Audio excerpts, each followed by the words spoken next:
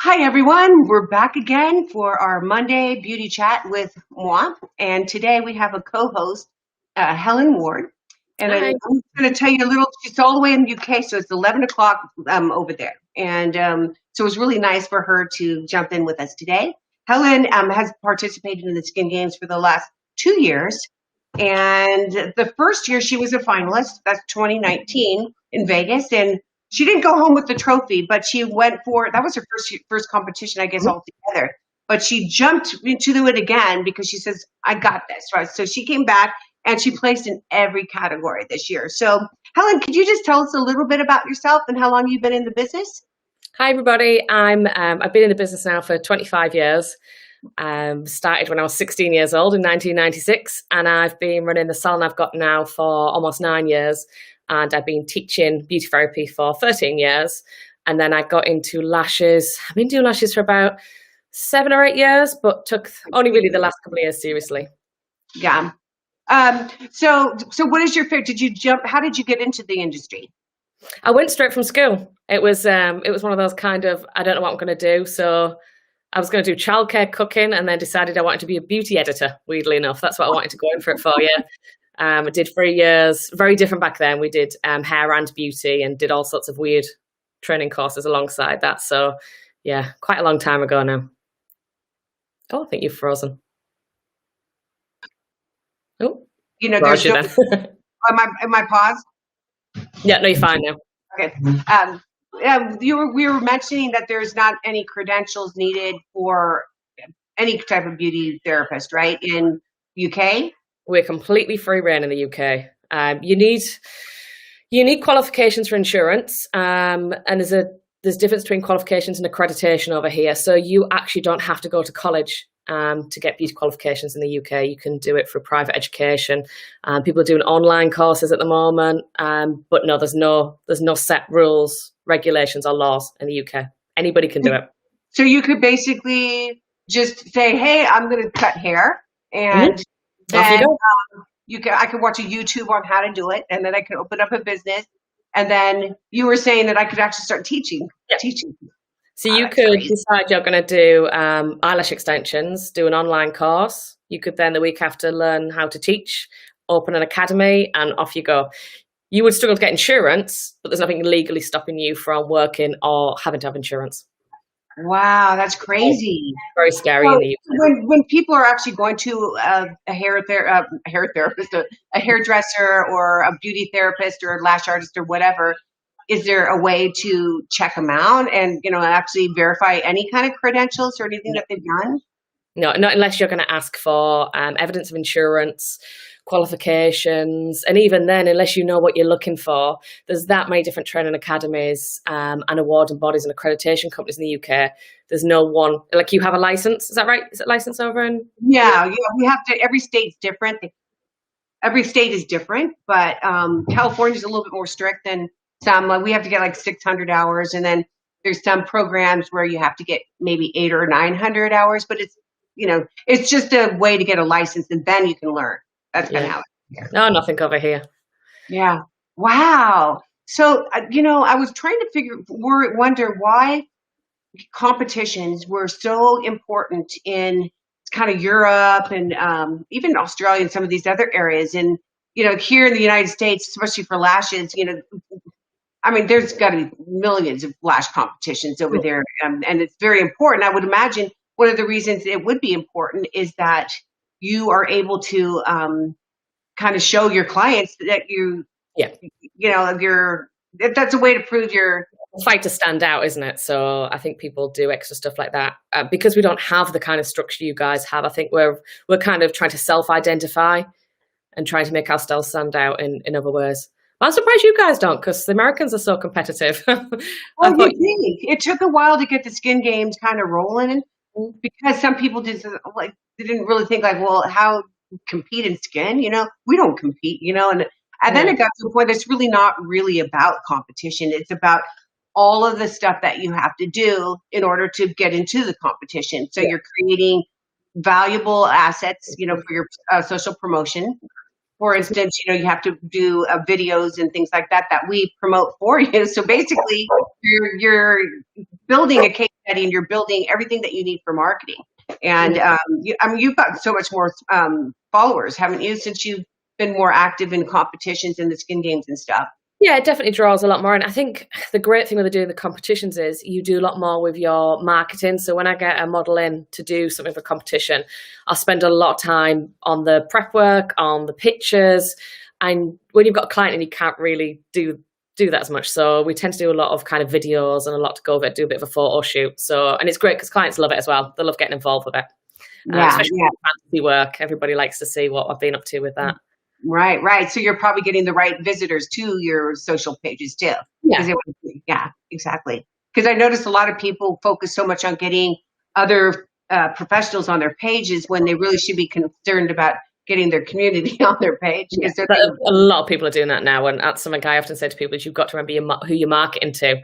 Unless you're going to be predominantly a big standout trainer, it's really the clients you want to be getting in, and they don't often go for some of the looks that we're doing in competition. So it's careful to get, it's difficult sometimes to get the balance. Well, I don't know that if you haven't launched yet, but I'm so excited about this, that you're putting together the hair and beauty directory. Yeah. Can you tell me a little bit about that?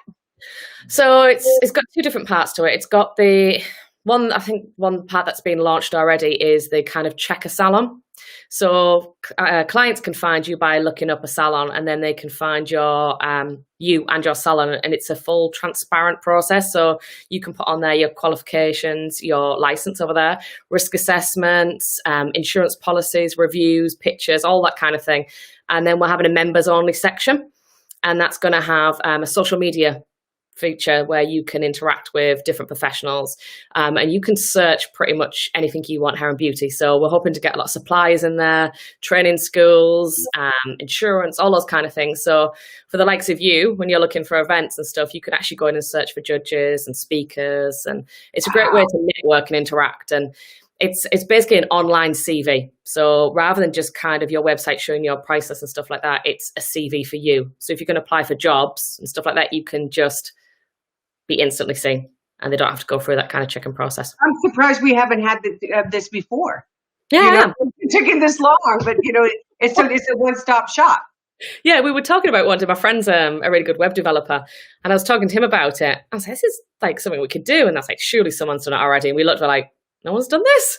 This is crazy." So quickly trademarked it and got on. Wow, that's awesome! That's so good. You trademarked it. Yeah. Was that hard? Because trademarking seems like it takes forever. Yeah, it takes a long time to come through, but it's a 10-minute application. It's really easy. As long as nobody else has done anything like it, it's pretty easy. Wow, nobody was, right? Yep. Again? Yeah, I was struggling with getting my trademark for the skin games. There's nobody else doing it, and finally it came through, but it took forever. Because there's a movie called The Skin Game, and there's a tattoo place that has a magazine called The Skin Game, but it's not The Skin Games. Right. Okay. Other competition. And, that's so cool. Maybe there might be a way for other companies to collaborate with you. Maybe you could even have competitions on there or something. Like we have the Skin Games, we have a Find a Pro type of for the consumers. But, because I find that in our industry, sometimes people try so hard to hold on to their little corner that they forget that we're trying to bring it all together. Yeah. That's one of the big things behind it is trying to empower other people to achieve. So we're doing lots of things on there. Like you can upload documents. So if you're doing stuff like I have friends that do stuff like designing record cards and manuals and stuff, we can do document sharing on there. We're doing webinars and stuff to pay to view and just all sorts of stuff really. Just like a whole resource point. And it's giving people a platform to achieve because people are always fighting with the big brands and Google. Yeah, right. Let me ask you, so you placed in second in classic and volume last year and third in fantasy and selfie. And this was only your second, like you literally jumped and you came back like with a vengeance with these categories that you did. So are you going to be participating again this year? And if so, what are your tips to other lash artists? Yeah, definitely competing again. I would say take your time to find the models. I'd say the biggest mistake that I make when I'm doing competition work is I pick models and I jump too quickly in and do a practice run because I quite often I'll get halfway through a set and realize that that model is no use to me because you start to realize that you've made a mistake because you've not got the eye shapes right, you've got somebody who hasn't got the right lashes, and you can get a couple of hours in and realize that that's going to be no good to you. So take your time to find the right model is the So, biggest one. so does skin matter at all? Are you? I know you said you're doing a lot more skin lately. Are you doing any of the skin categories?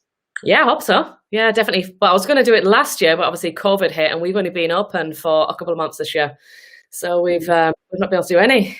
So definitely going to give it a try this time around. That's amazing. That's great. Okay, so find your model and get the right model is probably the best tip that you could possibly know of, right? Take So your time. And let me ask you a little bit about what's going on with COVID before we finish up. I mean, what is it like that in the UK? I know you guys are slow to start like we are as well. yeah, we've just had our last announcement today, and we're set to open up on the 12th of April. If everything goes to plan between now and then, we're reopen on the 12th of April. So we've still got 2 more months of being.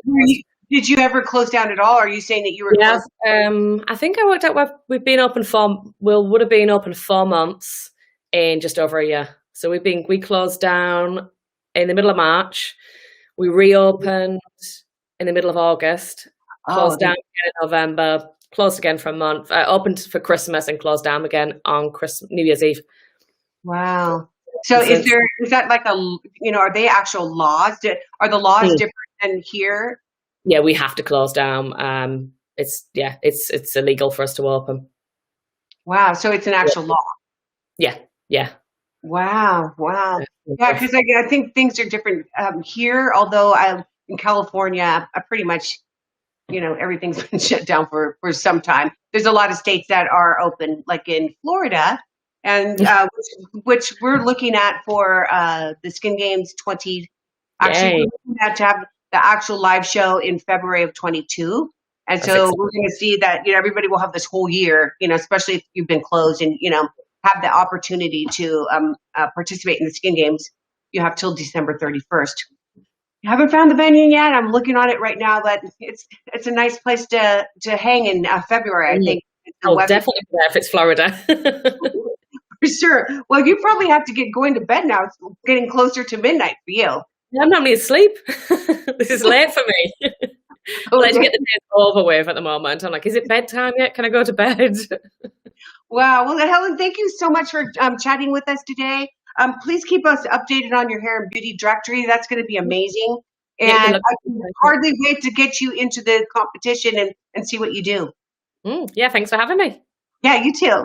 Thank you so Yep. much. And bye, everybody. Have a nice day. Bye.